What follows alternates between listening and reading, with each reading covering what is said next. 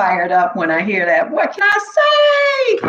Great Monday evening, family. How's everybody doing? Welcome, welcome, welcome to another wonderful episode of Sisters Against Kidney Disease. I am your hostess with the mostest, Audrey Bella Langston, and I'm so excited for this show tonight, but I'm really excited that you guys joined me. I want to thank all of my regular viewers, and as always, especially my new viewers as well. Welcome if this is your first time to the show. And just a few things that I want to share with you before we actually get started. I want to tell you to please, please, please be sure and hit a like on my page, share it to your page, because we work really hard to get this information out here. And it's not just to sit in one location on my page. The best way to get out just the urgency of organ donation is to utilize it on your own page, because you never know who may see it, right? So please share it to your page. Also, I want to let you know that many people, obviously, everybody is not a Facebooker, believe it or not. So we also our shows also air on YouTube. Just go in that search box, put in, you can go and put in either Urban Health Outreach Media, Sisters Against Kidney Disease, or Sisters Against Kidney Disease, and you will see the photos of some of the shows. You'll see my face, so you will know that it is me. Happy birthday to anyone whose birthday is today, November 2nd, 2020. I salute you for your birthday, and I hope that you have had a good day today and that you have a great week for the rest of the week. Shout out to my producer, Jared Brown of Warriors Quest. And what else? Oh, so my show was supposed to have my nephrologist on it, but unfortunately, he wasn't able to be on the show. I had my last appointment for the year with him last week. And first of all, I just want to give God all the praise and glory. My report card was at A+. My creatinine is excellent. Your girl is almost 16 years post in a few more months, March 4th. So I am just so grateful for that, because I'm God's girl, you know, and we want to get more of these organs out here to people. We want to get people fired up and healthy again. So I just wanted to share that with you guys. And, you know, he was sharing with me that the reason he was unable to come is because they are in overdrive again at the hospital because of these spikes, doing like double shifts. And then he has his own practice. And he was imploring me to share with you guys and to tell you to please, please, please continue to wear your mask. And that's not just here in the Sunshine State. I mean, we are spiking it, you know, you guys know that, everywhere. So please, wear your mask, wash those hands, you know, make sure your children are doing it, especially if they're in school. And even if they're not, if they're at home, it's just a good practice to have. So please make sure that they're doing that. And also, he said to tell you guys to stay uplifted, especially the patients on dialysis. He told me that he has so many dialysis patients who are down deep in depression and anxiety because of COVID-19. And we won't even talk about this entire pandemonium, you know? So he wants you all to stay healthy, okay, and mentally healthy. So a couple of shows back, I had Dr. Arshardi on. That show was about depression and anxiety. For those of you that did not get to look at that show, I implore you to just, again, you can go back in Urban Health Media, pull it up, or YouTube. Watch that show. It had some great breathing exercises. She had some great information, because I want you guys to be okay. I want you to be safe. Tomorrow is election day, the last day, guys. We got to do this. I don't care what your preference are, you still got to vote. All right, please get out and vote. But what I would urge you to do is to think about what this year has been like for you and your feelings about that. And do you feel that, this year could have been better based on current circumstances, current government offices? So that is for you to decide. I took it up with God. I did my thing about a week, 2 weeks ago. I did early voting. So I just want to put that out there, and be safe while you're out at those polls, because you're dealing with multitudes of people if you haven't already done so. Okay. So just wanted to share that. Also, be sure to chime in on the chat box. In the chat box, if you have a question, we will get, Jared will put them on the screen and we'll get to them as soon as I can. All right. So without further ado, my guest for tonight, Christina Hernandez, is a 45-year-old single mom of 4. She has 2 adult children, Julian and Isaiah, and she has a daughter, Isabella, who is 15 years old. And her youngest child, whose name is Chris, is 13, and he has autism. God bless him. I'm sure he's awesome. So Christina resides in my hometown, woo woo, Chi-Town. Yes, she does. And she has a bachelor's degree in nursing. And her journey with renal disease began after her graduation. How about that? I mean, I know how that feels to get hit with something after a major accomplishment in life. Mine hit me right after I graduated practically from being the police and was a rookie. So I can only imagine how she felt, and I'm sure she'll share some of that with us. That's when she was also diagnosed with lupus and Sjogren's syndrome. And for those who don't know what that is, she'll talk to us about that too. And of course, not of course, but she got diagnosed with renal disease in 2016. So she has been through a lot, not to mention the unfortunate downward spiral of some other health issues that she's going to share with us. So without further ado, Jared, please bring out and let's welcome everyone, my guest, Christina Hernandez.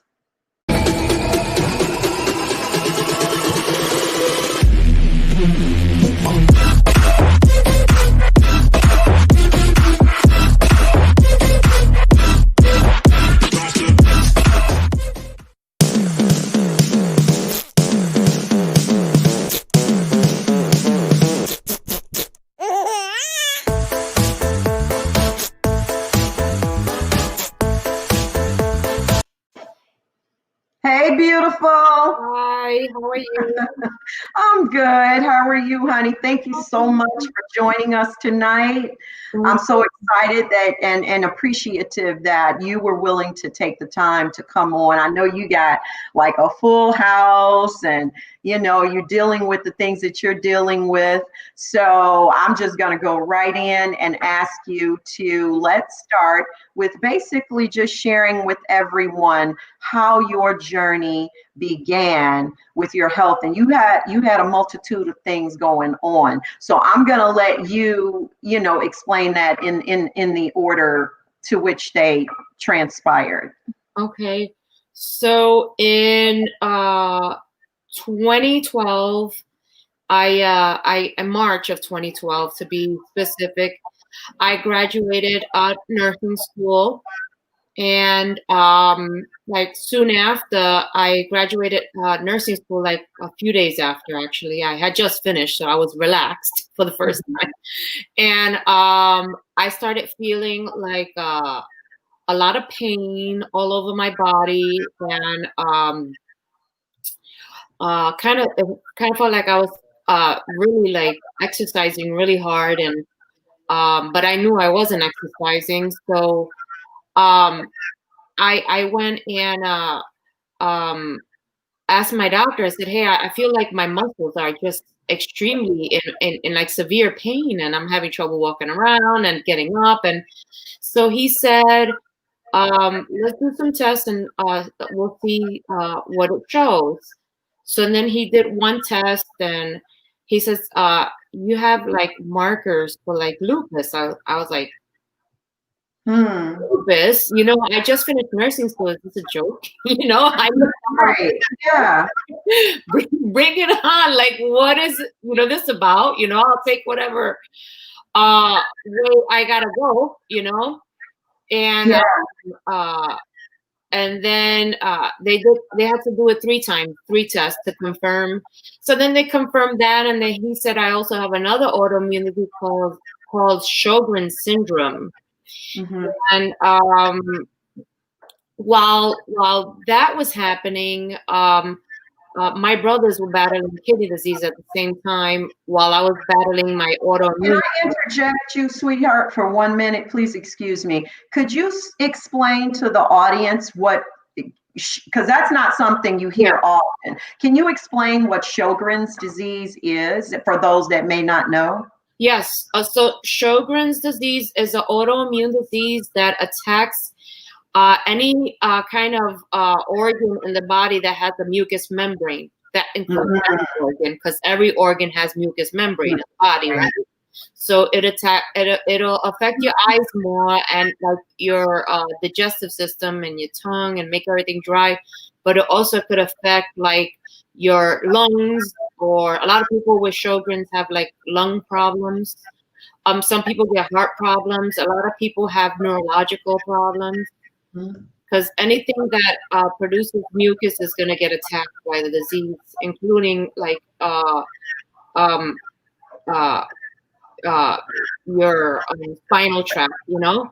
So a lot of people have neurological symptoms too, you know. Yeah. So that disease is a pretty horrible disease. They manage the symptoms. There's really no cure for it, you know.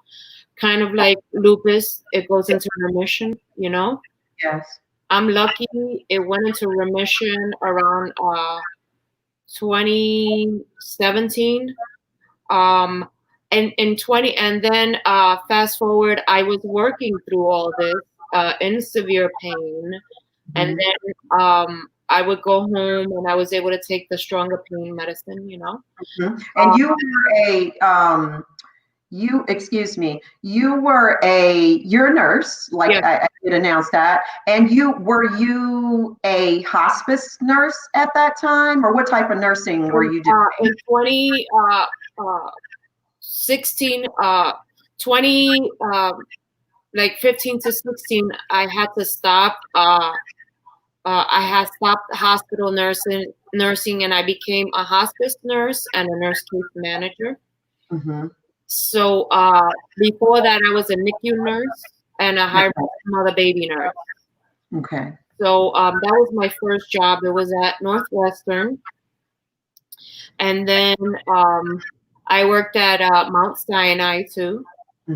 They're a level 3B NICU, and then when I started getting sicker, that I couldn't like stand up, or when it started kind of affecting me like neurologically a little bit, I was getting some neurological symptoms. I was actually like almost passing out. My boss told me maybe I should look into like some kind of case management job where I get all the experience of every specialty, but I'm not in the hospital, and it gives me a little bit of a better schedule because I was working nights, you know. And I actually did that, and I became a hospice nurse, and I was also a nurse case manager for health insurance. And hospice was like an amazing experience, and knowing that every aspect of life from the beginning to the end, because I experienced the early part of nursing and the later part of the life cycle with nursing. It was really humbling, you know, and knowing what people go through at the end of their life, appreciation for life, you know, and for families, right? And so in 2016 was when I got diagnosed with kidney disease. What happened was I asked my doctor, I said, can I get a referral for an evaluation for a nephrologist, and she asked me, uh, how come I needed that, right?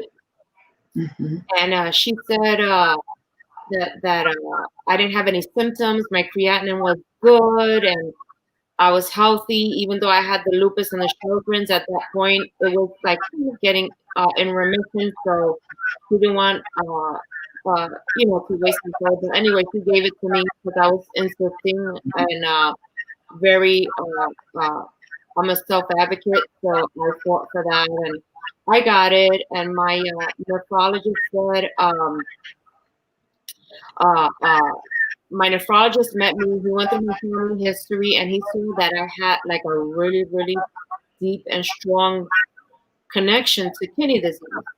Both Mm-hmm. my mom's and my dad's side, both my brothers had kidney failure, and Can I jump in? Was that polycystic, or just, do you know what type of kidney, what they were, what type of disease, yeah, renal disease? I had a biopsy, and it showed I had it was like atrophy of my arteries and my kidneys. So Mm-hmm. they said they think it's a disease called medullary cystic kidney disease. Never heard of that. Medullary? Medullary cystic. Medullary? Okay. Yeah. And there's no cure for it, and they're just finding a test for it right now. And but they're finding families like mine with strong connections and testing people. So I'm actually wasn't participating. I had stopped participating, but I got in touch with a doctor again, and I'm gonna finish up with the follow through to confirm that that's exactly what we have, because it's like my brothers have it, right? Then Yeah. aunts and uncles on aunt and uncle on one side, aunt on another side, on the other side, and another uncle. So definitely some genetics there. Yeah. Obviously. Yeah. Wow. And then so we got to the point that in 2020, which was 2019, November last year, I had to stop working because I was getting too sick. I was like triple charting my work and just questioning, like, did I do this? I just wasn't remembering anything, you know? And I knew it was time for me to stop, you know, and try to take care of myself because I couldn't do it anymore. And I knew I was going to be able to work again. I just had to be patient. It was like I took it like a pause that God wanted me to do, and take care of myself. And then He'll kind of give me the okay when it's time to go back. I'll get my kidney and get a clearance and be able to do that. But I'm on dialysis. I do home hemo 4 days a week. Okay. At what point, before you go into that, I do have a question that will lead up to you sharing about that. At what point did you know that you were facing dialysis? Because also when I was, reading your bio, I noticed that you have dealt with cancer, I believe, as well, correct? And you had to, I believe, if I'm not mistaken, you had to have a mastectomy. Yes. Yeah. So can you kind of, however you choose to do it, kind of, tell how that kind of came into play? Because I keep wondering if one thing, I don't know this, but one situation predicated, and caused the other. It's just so many things there, So when I went to Northwestern in 2018, they do a really good physical and evaluation. So I did everything that I required. I did the stress test. I passed that. I did the endoscopy, the colonoscopy. Everything was like perfect. So then in December 2018, I was scheduled to do my mammogram. And this is going to be easy because every year my mammogram comes out negative.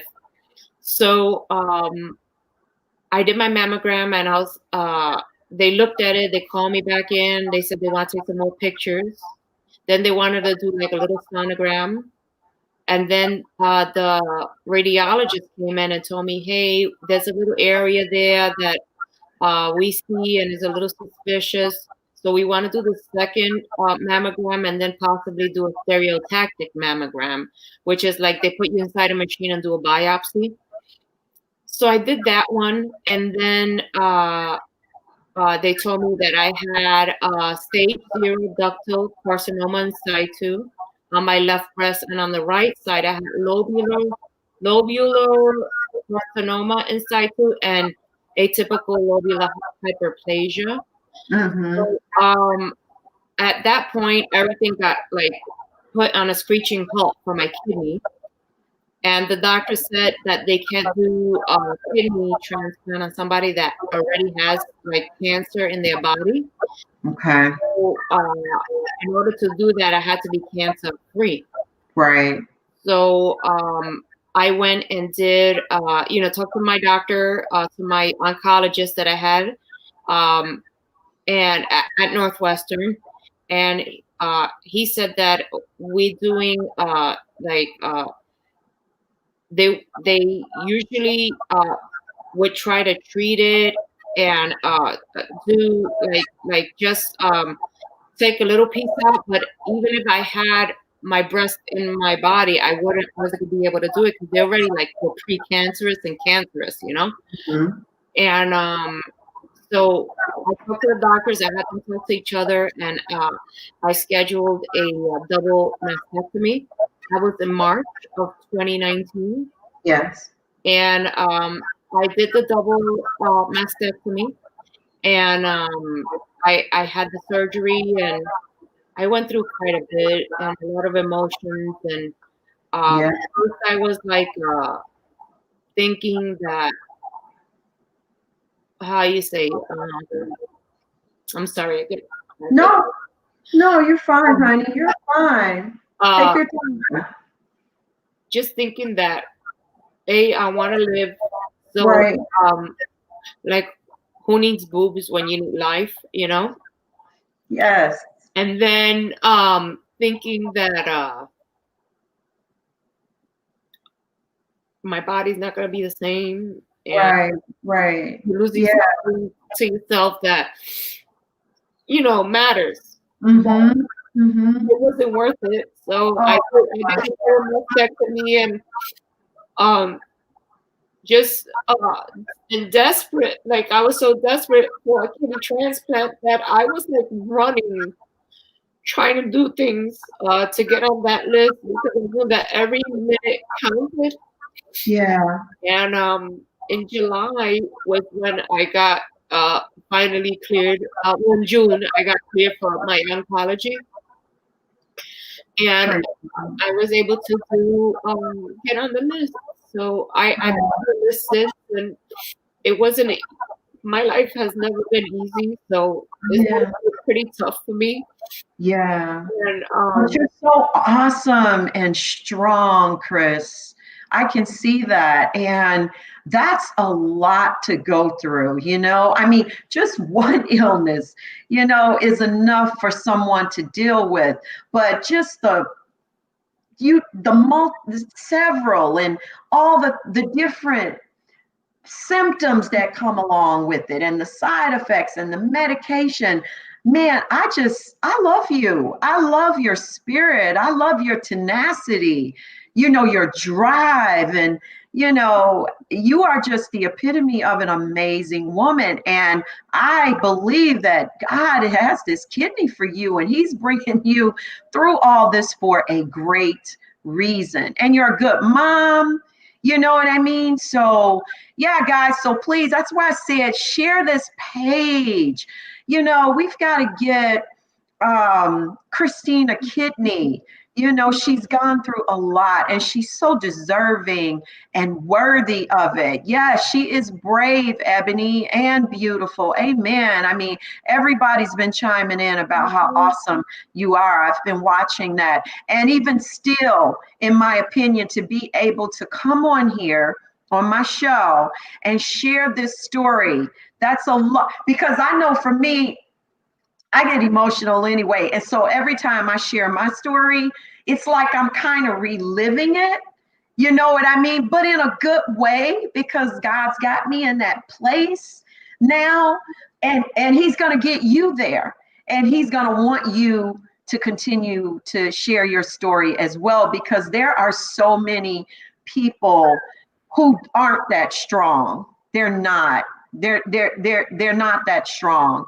And you know, and I, there was another thing that my doctor shared with me, and then I struggled about if I wanted to share it on the show, because I don't want to bring anybody in that place. But I'm just going to say there are so many people who are not strong, and they don't have a will to live anymore. They don't. And I just love that you do. So okay, so you had to, you on diet, you're on dialysis now, correct? So tell me about your dialysis experience right now. Did you at one point do one type of dialysis and now you're doing something else? Share that with us. Yes, I did. Initially did in-center dialysis. I don't know why. I should have listened to Steve from the beginning. He was like, do home hemo, you'll be fine. Steve Belcher told you that? Yeah, that's Steve. He was pushing it from the beginning when I first started, you know? Yeah. And I should have listened, because you know what?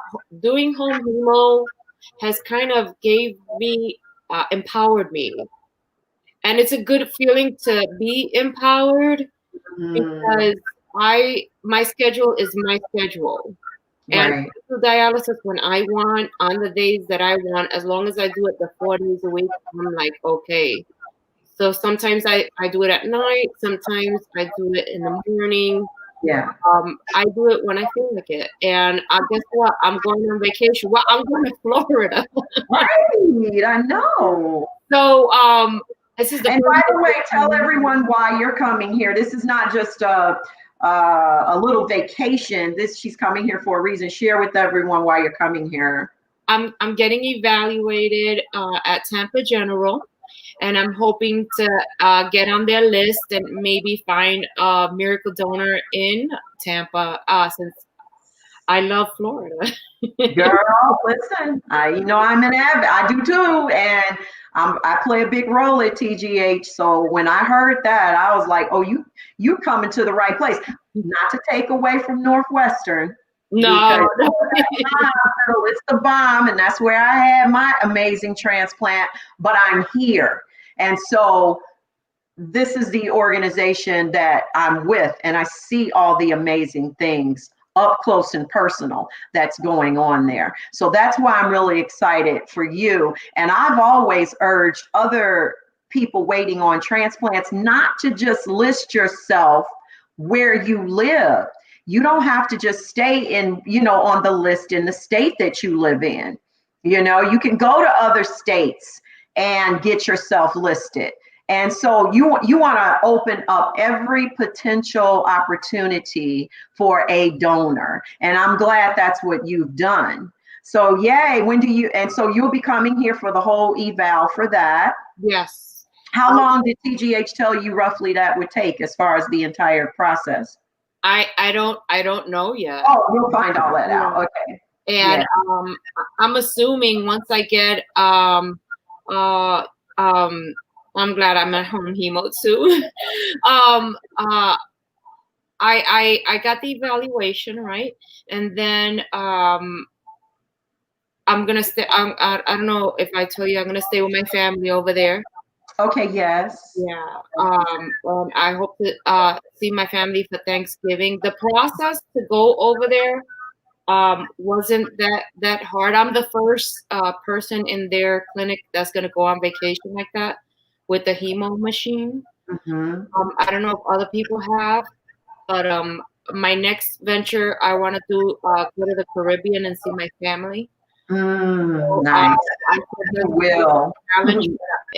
I'll try to do it on dialysis. Right. You know, of course after COVID, you know, but I hope to do that.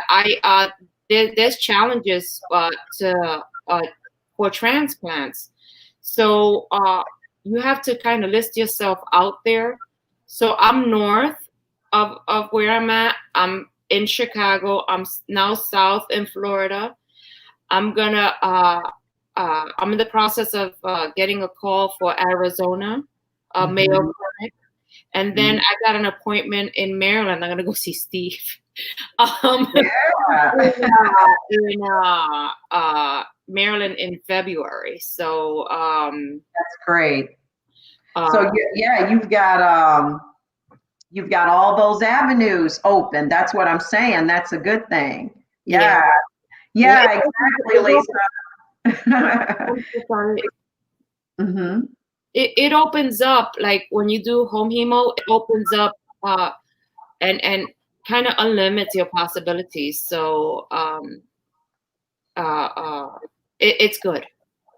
Mm-hmm. Yes. Tampa General is the bomb diggity, Jeff. Yes. It really is. You can throw that in Google and find that out.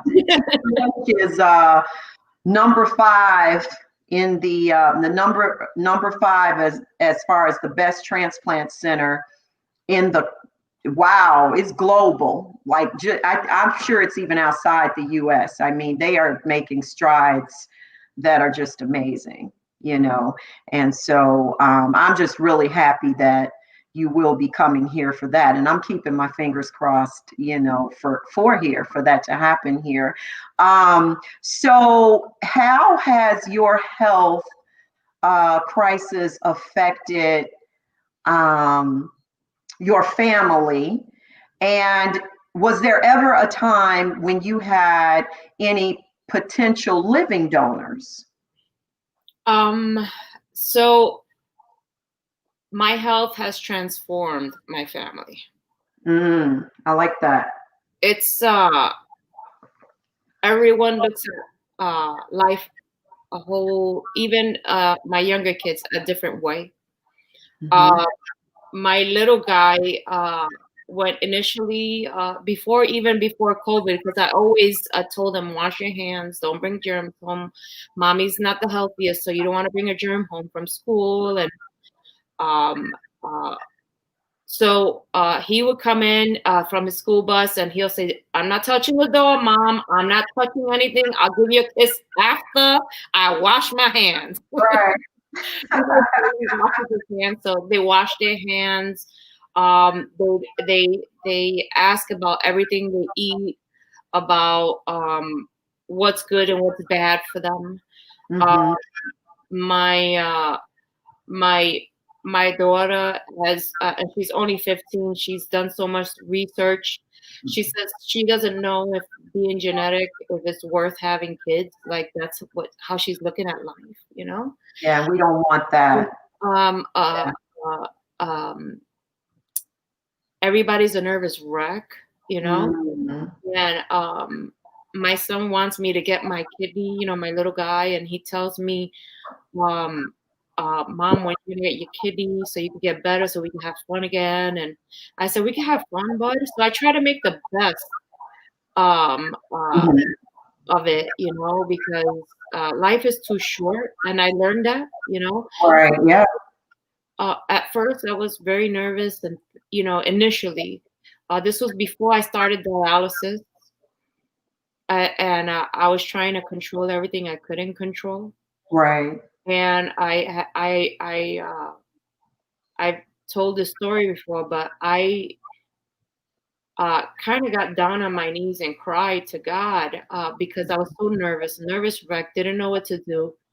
And I said, help me, because I can't do this alone. I'm putting all of this on you, giving it to you, and let you do something, because I can't do anything. I can't fix this, I can't. And this warmth came over my body and over like my soul. Wow. And, just calm me down. I've lived like that since. The Holy Spirit. Yeah. Like I'm living a dream, and I'm okay, and it's gonna be okay, and just this optimism. Before it was like, and now it's like I'm optimistic. I don't know, the glass half empty. you know? Right. I Yeah. don't, so Yeah. I love life. Life is too short, and the kids and I are going to do everything we can to enjoy every second of it. Yeah. I was going to ask too what an average day was kind of like for you, because I know I know you have to do your dialysis. And so you do like several exchanges during the day. Is I that how that works for you? No, I do one session for only 4 days a week. And I could do it like tonight. I'm gonna do it. Tonight I'll do it like at 8:30. Uh, Mm-hmm. Tomorrow I'm gonna do it probably like at 10. So like I could do it whenever I want. So it's kind of at the way I want it, as long as it's Sunday through Saturday in that week span. So Okay.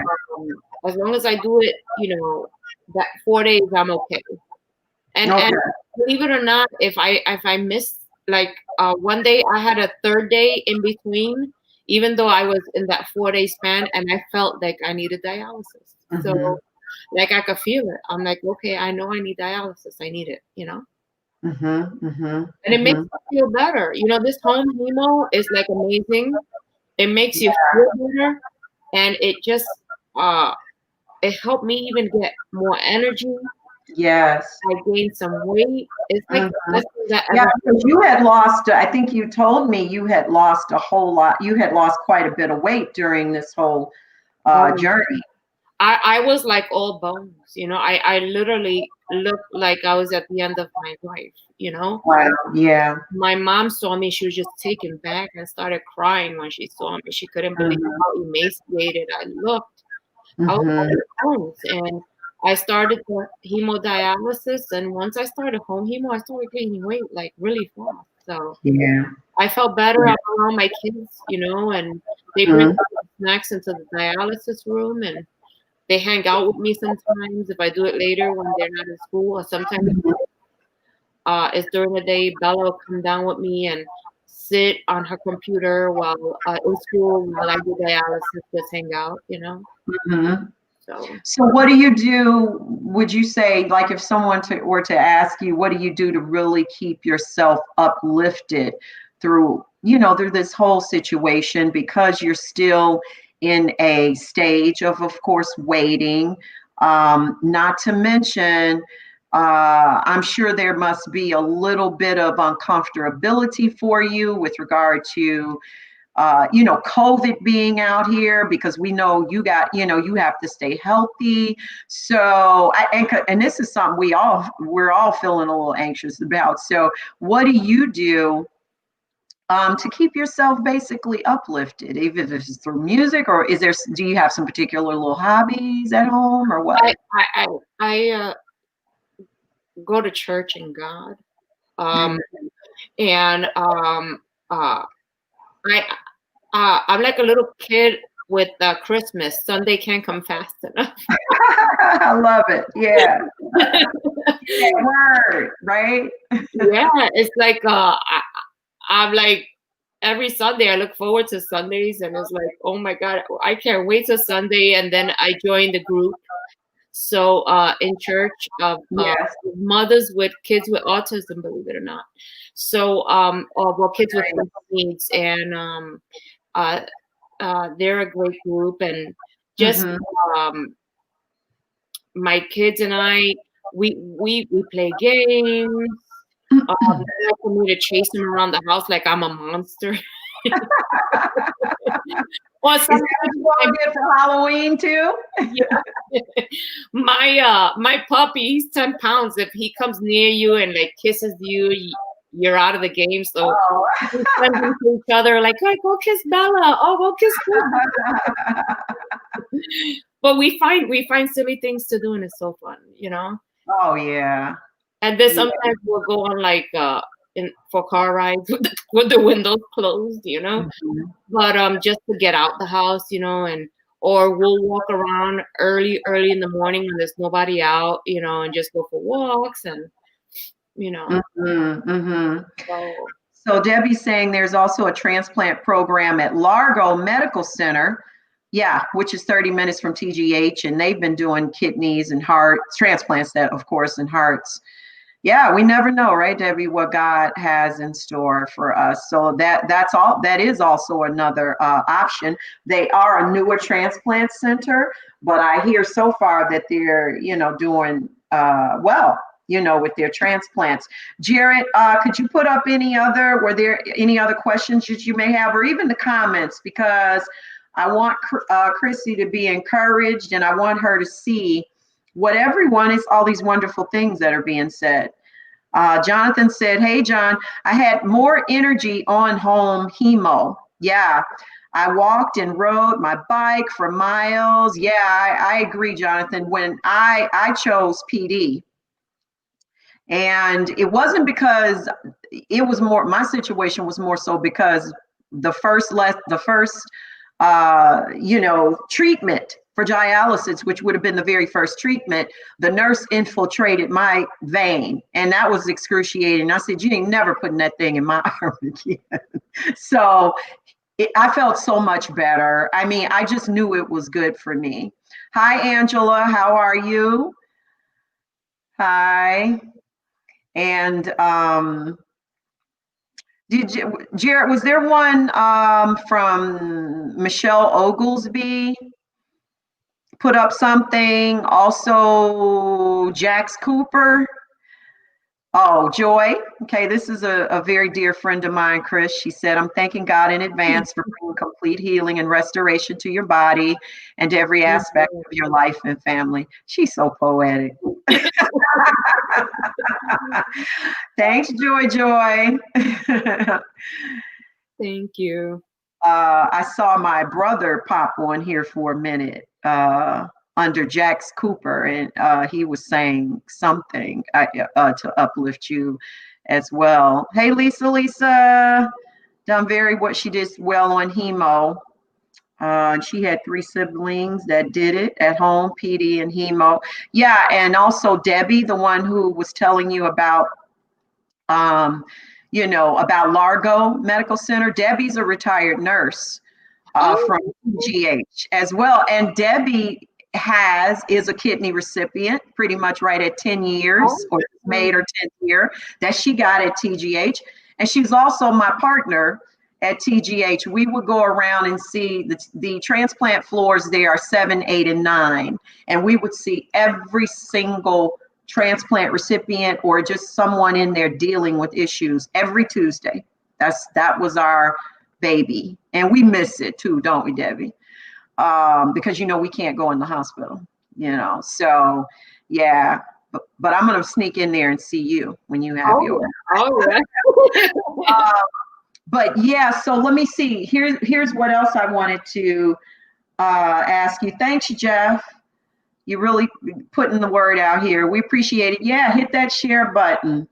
Oh, what was I going to ask you? Is there anything that I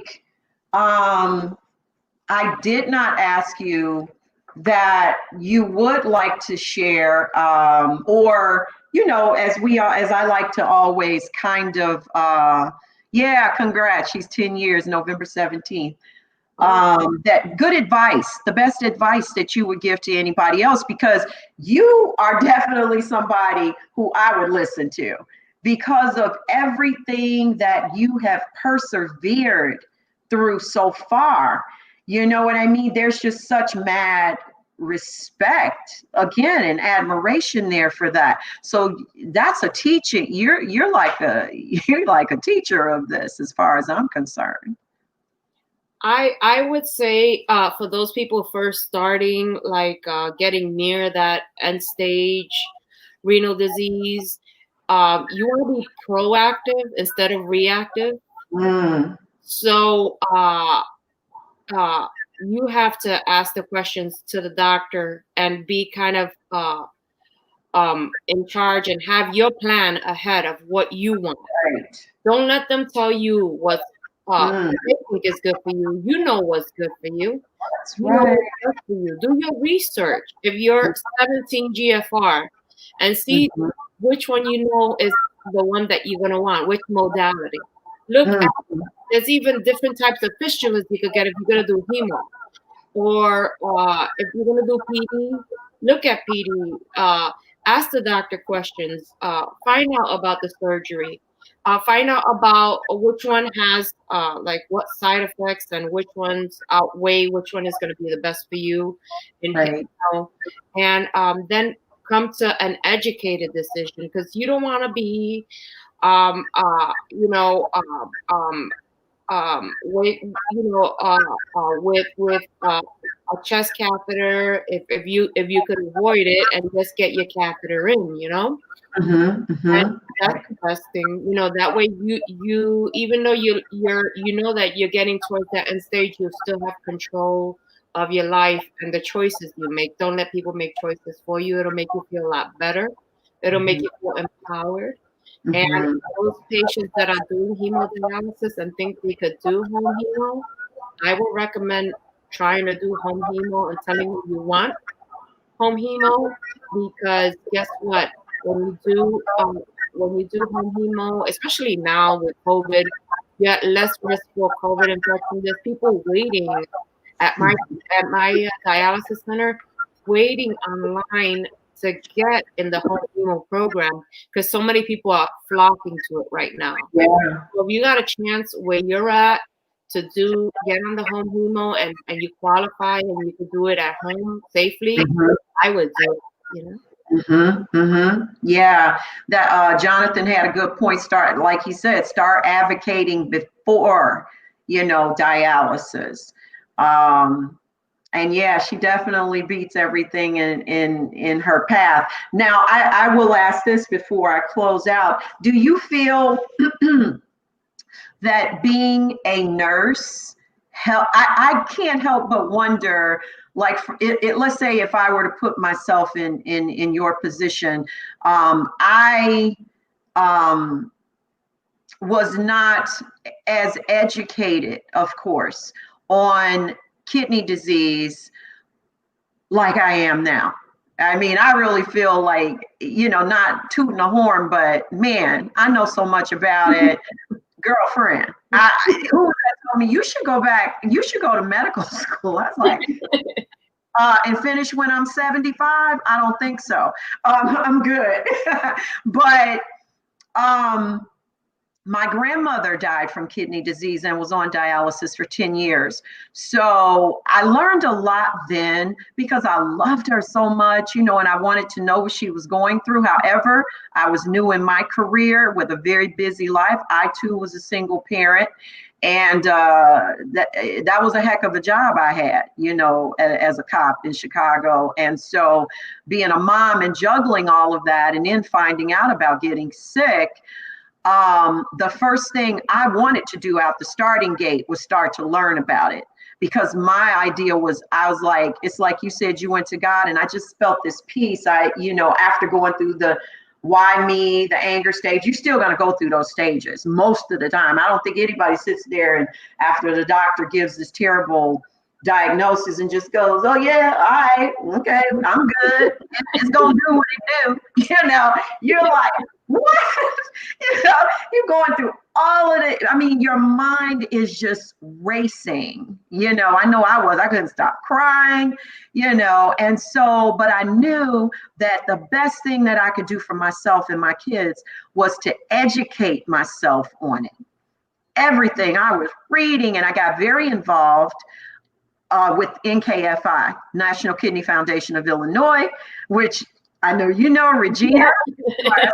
Girl, I don't know if she's watching. She's supposed to be. She hasn't chimed in, but and that just opened up an entire door of knowledge.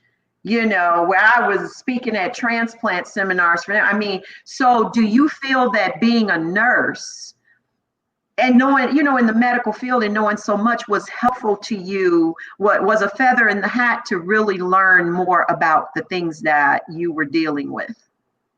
I think my nursing background definitely helped me do research, Mm-hmm. and also advocate for myself and be a little stronger towards the doctors, Yeah. some doctors are like, oh my God, she's a nurse, stop. You know, oh my, we got a nurse, you know, but but because I ask a lot of questions, you know, and I like dialogue and feedback and answers. Mhm. So um, uh, I think that helped me in my decisions and my doctors kind of being responsive. But I Mhm. think they should be responsive to everybody. And I also like you know, got involved with the National Kidney Foundation of Illinois, and I've met like the best people and Mhm. the amazing support and information. And I love what they stand for, you know, Yeah, they're and all. and they don't only stand for amazing, you know, stuff, but they're all amazing, you know, and I'm glad they also have a lot of like activities and stuff that I participate in, so that helps my family and I kind of keep busy. Mhm. Mhm. You know, so kind of they're a big support system of mine also. Mhm. Mhm. Yeah. Hey Jared, can you throw Angela's thank you. So Angela's saying, yeah, and center for her was good because she was afraid, you know, she was scared. Her treatment always turned good as the days went, and she got educated and made some new friends, which is always good to help brighten her day. Um, she became a PAC member now, received a double transplant. Wow, awesome, Angela. Pancreas and kidney over a year ago. Congratulations. Yeah. I was determined to live and make the best. I gained, you know, a family. Yeah, you rock, girl. You know you in the Kidney Warrior Club. So true. So happy for you and that you're doing well.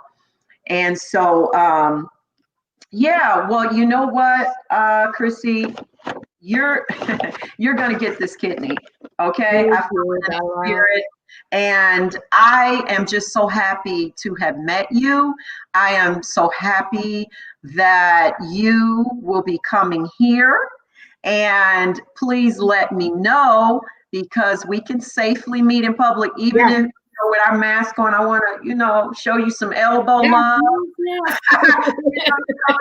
Curve now, so I do not want to not see you when you come here, and I want to hear about, you know, who you got assigned to, because you know I do know a lot of the you know, obviously Oh the yeah. Yeah. nephrology Yeah. and transplant team over at the hospital, and I would just urge you um to, because you have dealt with and still deal with a few things, do your best to, and I know you are, to stay safe with, you know, with this COVID thing going on. Try to, you know, like telling your children, right, you Yeah. know, and because you can't afford to really be getting a cold or the flu, you know. And the crazy thing is now we don't know, even if somebody gets the flu with this thing going on. You won't know the difference, you know. Right. Well, COVID is worse, of course, but initially it presents, you know, like Exactly.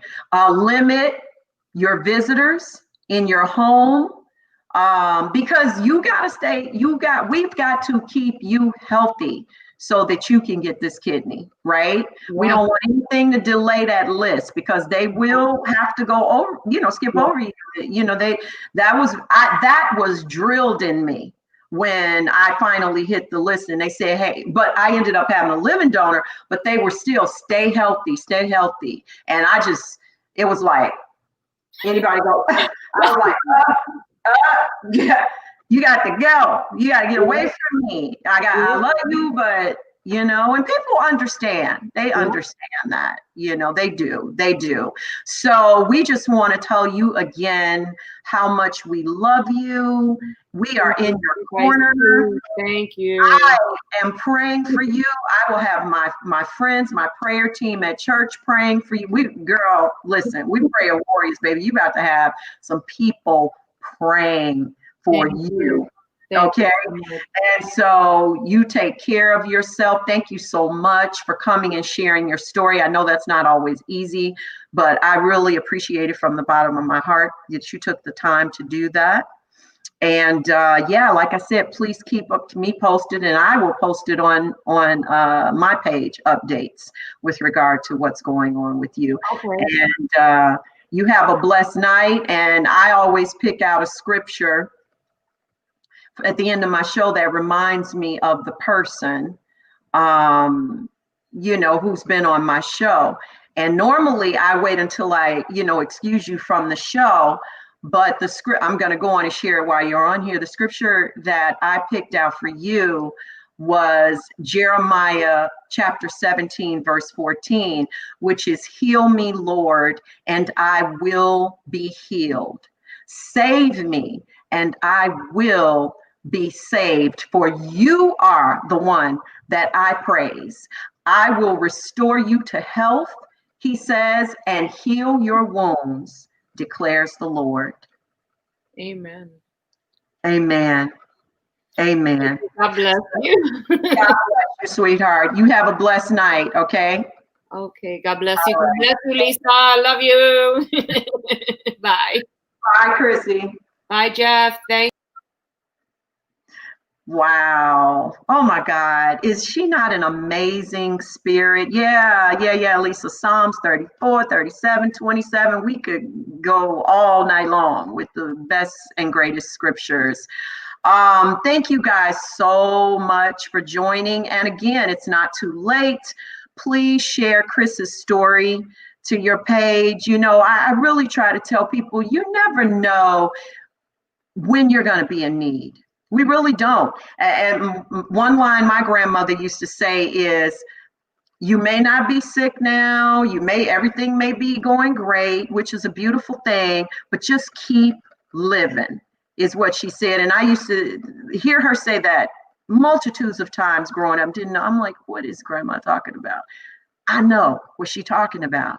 She meant no one stays healthy forever. No one's happy forever. Very few people are going to be void of some type of tragedy or sickness. So don't wait until it's at your dinner table.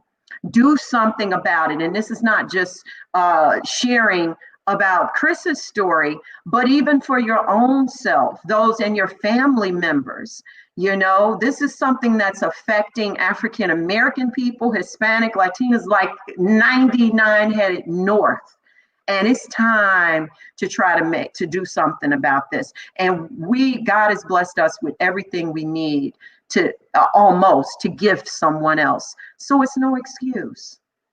Okay, so thank you so much. Again, please, please, please stay safe. Keep your mask on. Keep washing your hands and your hand sanitizer, because I want to see you again here week after next, because I love you. And so does God. And ain't nothing you can do about it. Have a wonderful night. Bye-bye.